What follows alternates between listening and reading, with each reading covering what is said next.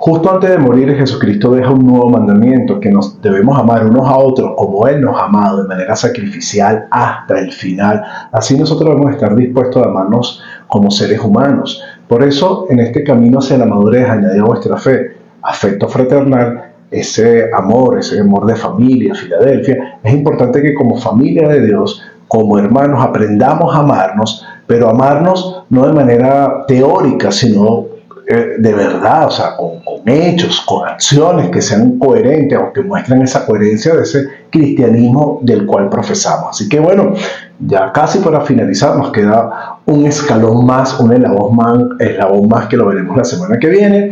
Bienvenidos nuevamente a este espacio de amor, de expansión y de trascendencia. En nombre de mi persona, Carlos León, y de la Iglesia de Cristo en San Antonio de los Altos, estamos muy felices de que nos sigas acompañando en esta serie de estudios.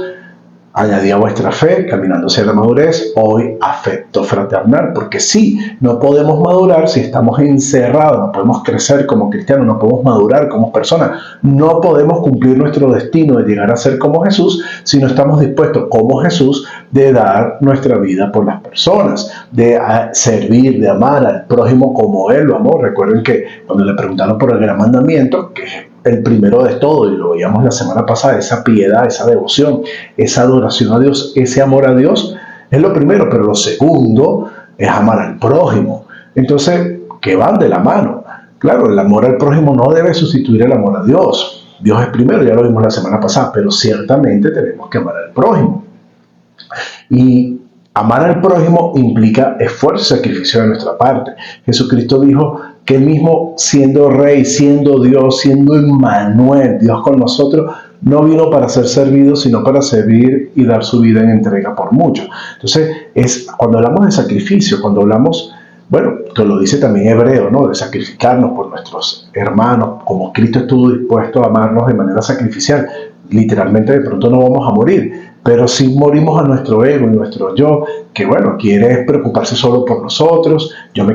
Mi ego solamente se quiere preocupar por él, no quiere que miremos las necesidades de los demás, no quiere que compartamos ni mi tiempo, ni mi dinero, nada con el prójimo, sino que quiere solamente encerrarse, bueno, a veces en sus bendiciones o a veces en su dolor. Es decir, sí, los seres humanos a veces nos queremos encerrar solo en nuestras bendiciones y en nuestro dolor. Entonces Dios quiere que sacrifiquemos ese ego, ese deseo de ser individualista y que yo sea primero, yo segundo, yo tercero, y si queda algo, para yo también. Y que muramos a ese deseo y que estemos dispuestos a compartir, a dar, a servir como Cristo vino a servir y se despojó de ese reinado eterno para humanizarse, o mejor dicho, para hacerse humano y morir de manera tan humillante en la cruz por cada uno de nosotros. No llegaremos a ese extremo, no lo creo.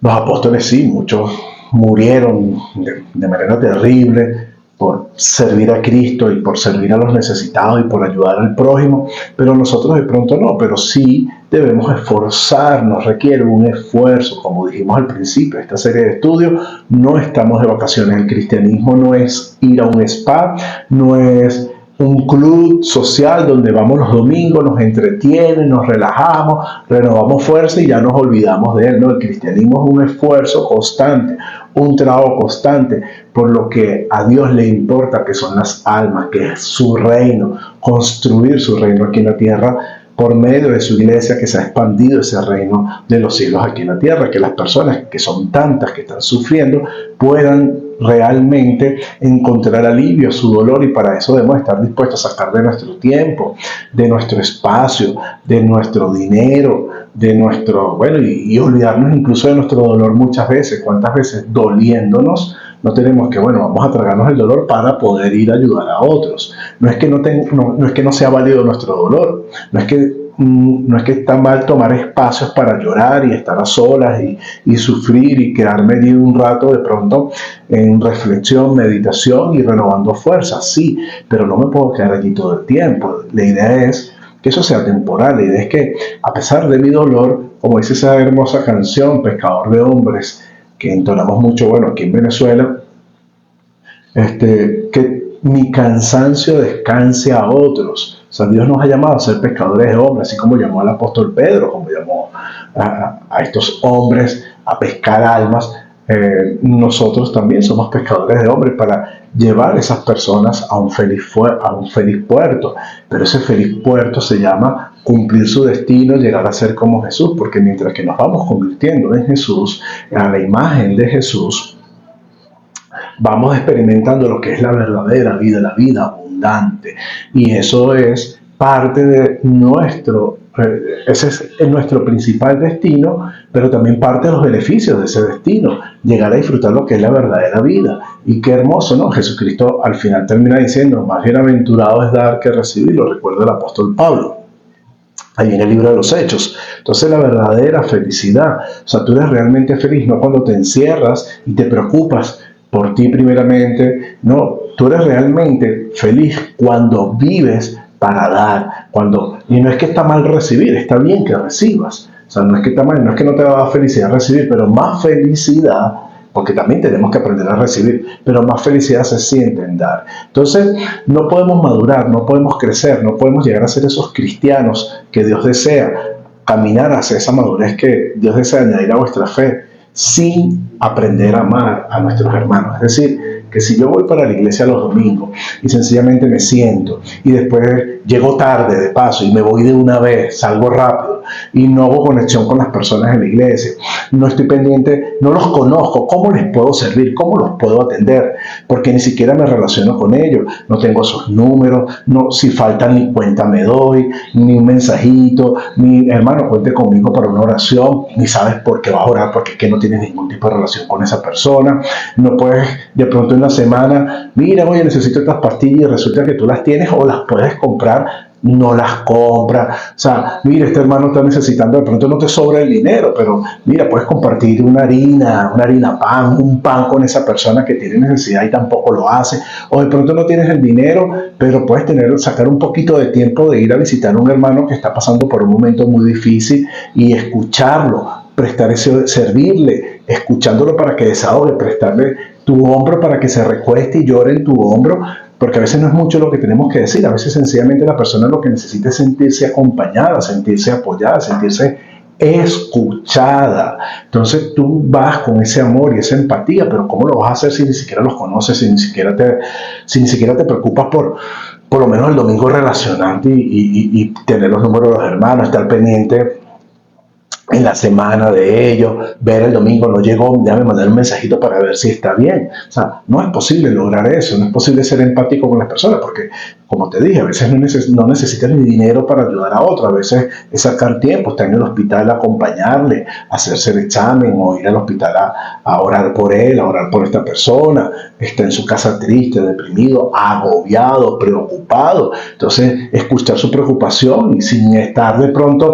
golpeándolo con la Biblia. Bueno, la Biblia dice, ¿dónde está tu fe? No, sino escuchándolo con amor y con empatía y bueno, decirle, bueno, lamento que te sientas así, vamos a orar para que Dios renueve esa fe que sé que está allí y tengas nueva fuerza, porque bueno, a todos nos puede pasar un bajón, pero ¿cómo puedes servir a una persona si ni siquiera te preocupas por relacionarte por ellos, si nada más eres un dominguero que va los domingos nada más y ya, o sea, no hay más vida para ti en el cristianismo, no hay más relación que ir el domingo un ratico, como cumplir y ya? Eso no es lo que te va a permitir a ti desarrollar afecto fraternal. Afecto fraternal se desarrolla y creces en afecto fraternal porque debes agregar amor hacia tus hermanos, precisamente sirviéndole a esos hermanos, pasando tiempo con esos hermanos, atendiendo a esos hermanos, conociendo a esos hermanos.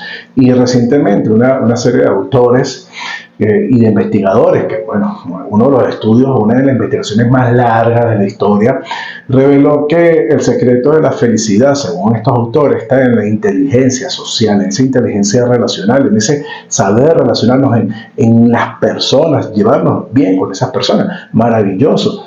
Es el deseo de Dios.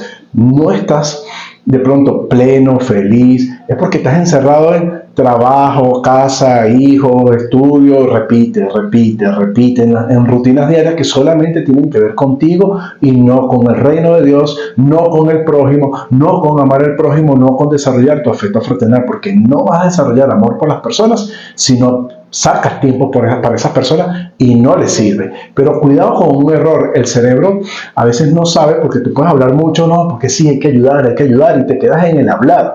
Y el cerebro no sabe distinguir si ese hablar tiene que ver con una acción que estás realizando o solamente te estás quedando en palabras. Entonces muchas personas que hablan mucho y hacen poco no sienten de pronto que su conciencia los acusa y piensan que están bien. ¿Por qué? Porque como el cerebro no distingue la realidad de la ficción, entonces esa ficción de puro hablar, de hacer y no hacer nada, bueno, la gente termina creyendo que está haciendo mucho.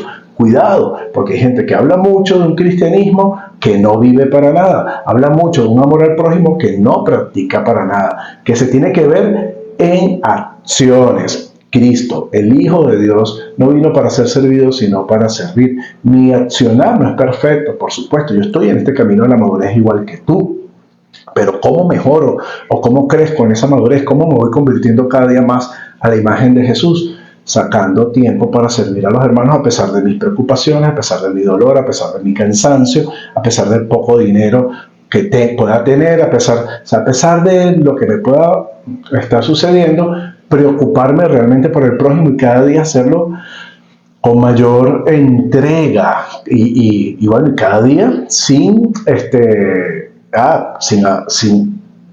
alabarme por eso y yo hago esto, yo hago aquello, no, porque echas a perder con tu boca lo que estás haciendo con tus manos, sin alabarte y tampoco hacer criticando a los demás. Miren, yo hago y aquel no hace, yo soy el único que estoy pendiente de la iglesia de los hermanos. Cuidado con eso porque tampoco vas a crecer, no vas a avanzar en la madurez si estás alabándote o criticando a los que no lo hacen. Concéntrate en ti, que bastante trabajo tienes con sencillamente preocuparte tú por desarrollarte como cristiano, por crecer, por madurar, por avanzar en ese camino hacia la madurez. Y eso es lo suficientemente demandante y exigente como para estar mirando a los demás, la paja en el ojo de los demás, convirtiéndose en ti o viniendo en ti o habiendo en ti una viga. Que Dios te bendiga. Recuerda suscribirte para llegar a más personas y compartir, porque el bien que se comparte se amplifica y poderoso.